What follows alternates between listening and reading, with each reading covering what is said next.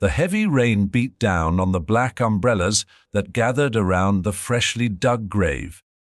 Naomi clutched the hand of her 10-year-old son Liam, her body trembling not just from the chill in the air, but from the emptiness inside her chest. Her husband, Daniel, had been her anchor, her protector, the man who shielded her from his family's cruelty, and now he was gone. The church bells tolled in the distance, a sound that felt more like final judgment than mourning. Naomi kept her eyes lowered, unable to meet the cold stares of Daniel's relatives, his brothers, his sisters, and most of all, his parents. They had never approved of her. To them, she was nothing more than a waitress who had married above her station. Even as she stood by the grave of the man she loved, they whispered behind her back, voices hissing like snakes in the wind. "She won't last a month without him."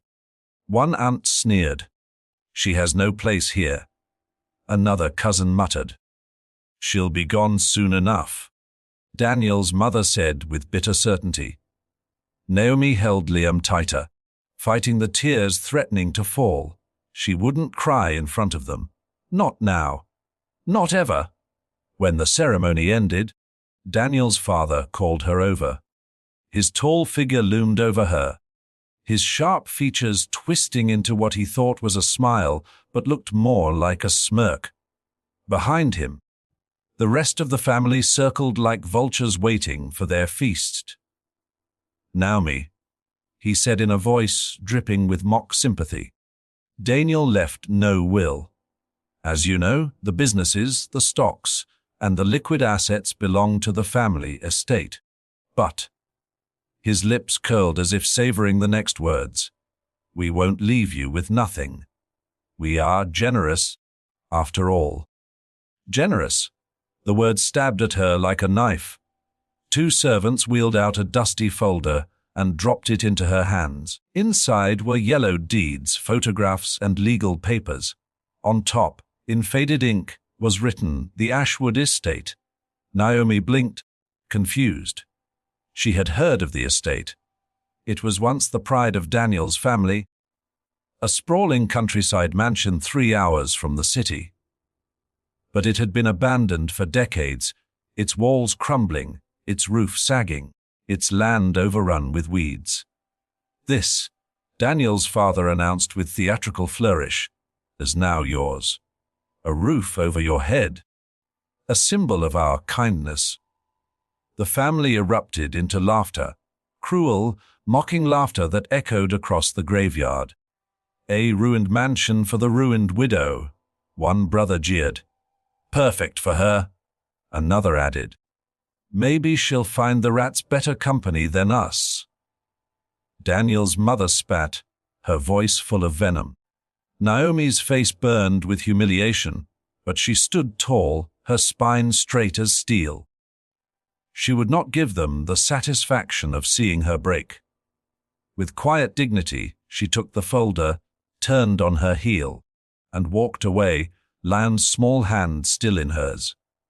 As she walked past the rows of graves, Liam whispered, "Mom, what are we going to do?" Naomi knelt to meet his eyes. Her son's face was streaked with tears, his brown eyes wide with fear. She brushed his hair back, forcing a smile through her pain. "We're going to survive, Liam," she said firmly. "No matter what they give us, no matter how they laugh, we will survive. And one day, they will regret underestimating us." 3 days later, Naomi and Liam stood in front of the Ashwood estate. The mansion loomed like a ghost of the past. Its windows were shattered, ivy crawling across its stone walls. The grand iron gates hung loosely on rusted hinges. The once pristine gardens were nothing but tangled wilderness, and the fountain at the entrance was dry, filled with dead leaves and dirt. Naomi swallowed hard. It was worse than she expected. Liam tugged her sleeve. "It looks haunted." She squeezed his hand. "Maybe it is. But it's ours." They stepped inside. their footsteps echoing through the cavernous halls. Dust swirled in the air, catching the faint light that filtered through broken stained glass windows. The chandeliers were cracked, their crystals dulled by years of neglect. Furniture lay covered in moth-eaten sheets. And yet, Naomi felt something stir inside her.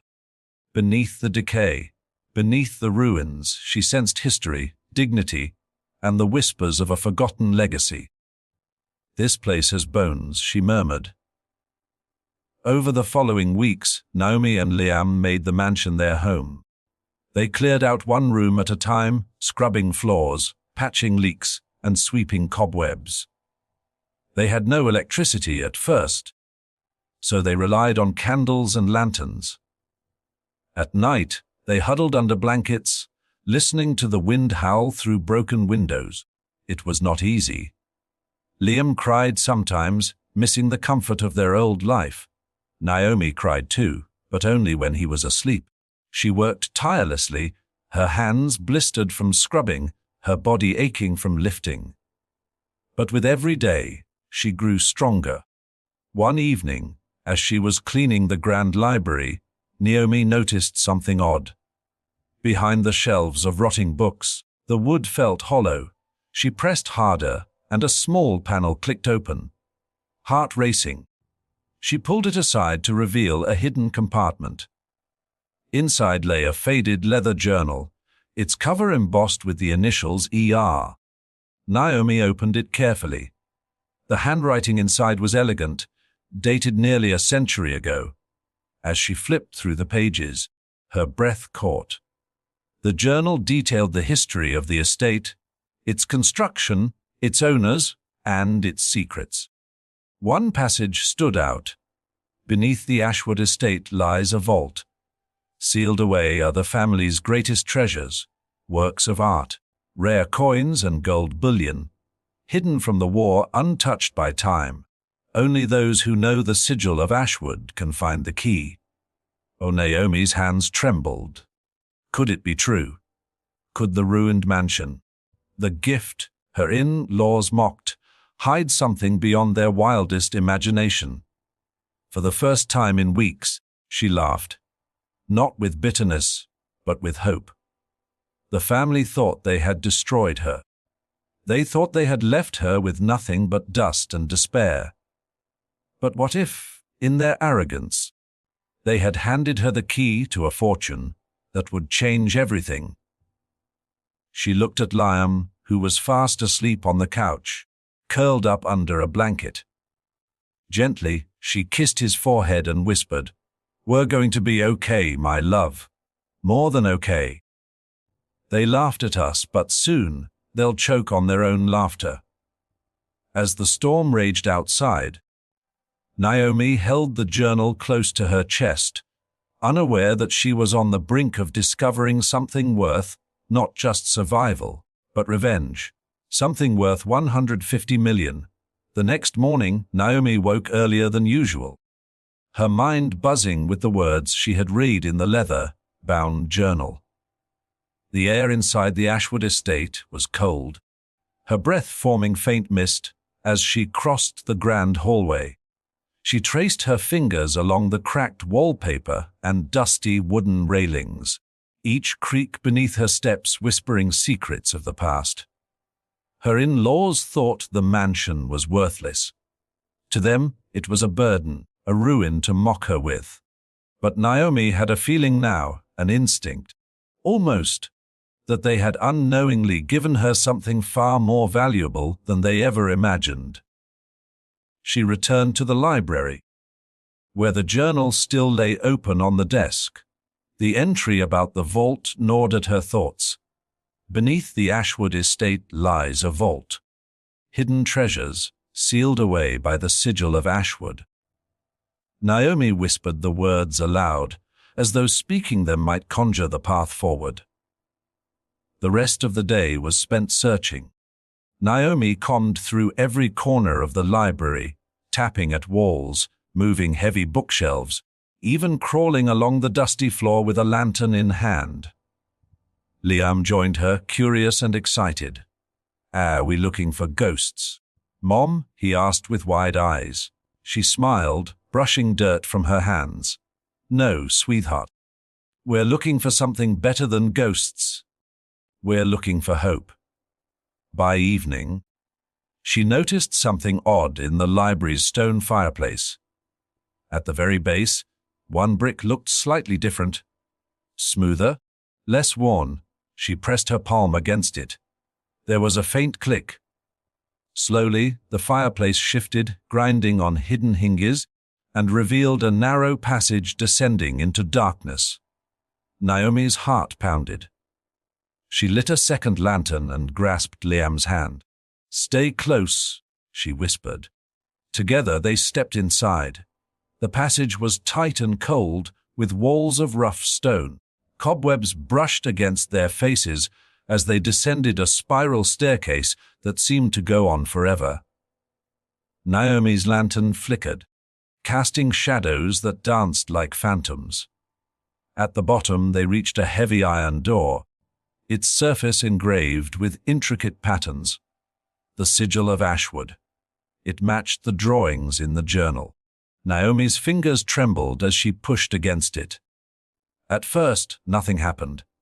She nearly despaired, until she noticed a small depression in the center shaped like a keyhole. The journal had mentioned a family crest. Perhaps the key was still somewhere in the mansion.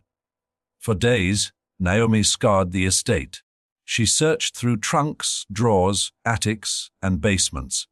She even unearthed old portraits, hoping one might conceal the missing piece. Finally, in Daniel's grandfather's old study, hidden behind a loose floorboard, she found a brass medallion engraved with the same Ashwood sigil. Her breath caught in her throat. This was it. That night, with Liam beside her, she returned to the iron door. She inserted the medallion into the keyhole. The mechanism groaned, gears turning within the stone. Slowly the door creaked open, releasing a stale breath of air, untouched for generations. Naomi lifted the lantern high and gasped. Inside was a chamber larger than she could have dreamed. The walls were lined with shelves stacked with wooden crates and velvet-wrapped bundles. Dust lay thick, but the treasures it covered shimmered through. She stepped closer, her hand brushing against a canvas leaning against the wall. When she pulled back the cloth, her eyes widened. An original oil painting, its colors still vibrant after all these years. The signature at the bottom read like a name from history books, Claude Monet. Naomi staggered back. She turned and opened one of the crates.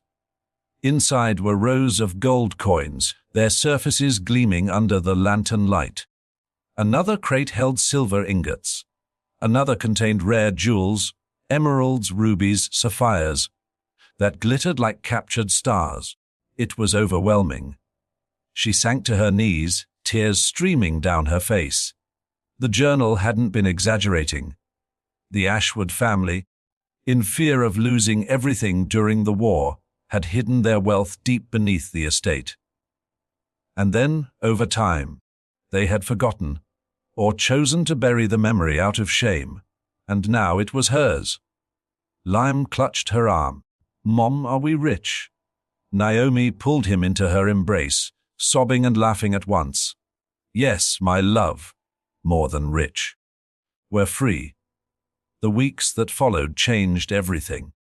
Naomi knew she couldn't simply march to her in-laws and flaunt her discovery. That would be foolish. Instead, she quietly contacted appraisers and experts under strict confidentiality. Piece by piece, she had the treasures valued. The numbers made her dizzy. The monet alone was worth over 40 million. The jewels and bullion, together with the paintings and antique artifacts, brought the estimated value to nearly 150 million. $150 million. Naomi, the widow they mocked. Naomi, the outsider they scorned. Naomi, who they left to rot in a ruined mansion. The irony was divine, but Naomi did not rush. She was patient. She sold select pieces through discreet channels, reinvesting the money into restoring the Ashwood estate. She hired workers, architects, and gardeners. The mansion, once abandoned and crumbling, slowly rose back to its former glory. The fountains flowed again. The stained glass was repaired. The chandeliers sparkled like new. By spring, the estate no longer looked haunted. It looked magnificent. Word spread through town, and eventually it reached her in-laws. The confrontation came on a bright Sunday afternoon. Naomi was on the grand balcony of the estate, sipping tea, when she heard the familiar roar of expensive cars crunching up the gravel driveway. A line of sleek black vehicles stopped before the gates, and out stepped Daniel's family, dressed in designer clothes, dripping with arrogance. Daniel's mother led the way, her face pale as she took in the restored gardens and polished stone walls. "What is this?" she demanded, storming toward Naomi. "How is this possible? This place was a ruin!" Naomi rose gracefully, her white dress flowing in the breeze. She looked every bit the mistress of Ashwood now. Confident, untouchable. "You gave me this house, remember?" Naomi replied softly. "You laughed when you did. You thought you were casting me aside." The father stepped forward, his face red. "You've stolen something. There's no way you—" Naomi cut him off with a laugh so calm it chilled them. "I stole nothing. I only used what you threw away. You mocked me with this estate. But what you didn't realize—" She paused, letting the silence stretch until they leaned in, eager despite themselves, "was that you were handing me your true legacy, a legacy you were too blind and too cruel to value." One of Daniel's brothers spat on the ground. "This isn't over. That fortune belongs to the family." Naomi's eyes hardened like steel. "No, it belongs to my family. To me, to my son. Daniel's blood runs in his veins, and that is enough. You abandoned us. You laughed at us. And now you can choke on your laughter." The words hit them like a thunderclap. For once, none of them had a reply. Their smirks were gone, their arrogance shattered. Naomi didn't invite them in. She didn't need to. She turned her back and walked into the mansion, Liam by her side. The massive doors closed behind her with finality, shutting them out forever. Years later, the Ashwood estate became one of the most celebrated historical restorations in the country. Naomi established a charitable foundation with part of the fortune, funding scholarships for underprivileged children and shelters for widows like herself. Her name was spoken with respect, her dignity admired far and wide, and the in-laws, they faded into obscurity, weighed down by greed and shame. They could never recover from the humiliation of watching the woman they despised rise higher than they ever dreamed. Naomi never forgot the night they mocked her at Daniel's grave. But she also never forgot the lesson hidden within their cruelty. Sometimes, what looks like a curse is the doorway to the greatest blessing. Standing in the garden one evening, Naomi looked down at her son, now taller, stronger, and full of hope. She wrapped an arm around him and whispered, "They laughed when they gave us this house. But God had the last laugh, and so did we." End of Chapter 2. Call to action for viewers. If you believe in stories where dignity defeats cruelty, where patience turns pain into power, and where justice always finds its way, then make sure you subscribe to this channel right now. Every story here is a reminder that no matter how dark life seems, light is always waiting to break through. Don't just watch.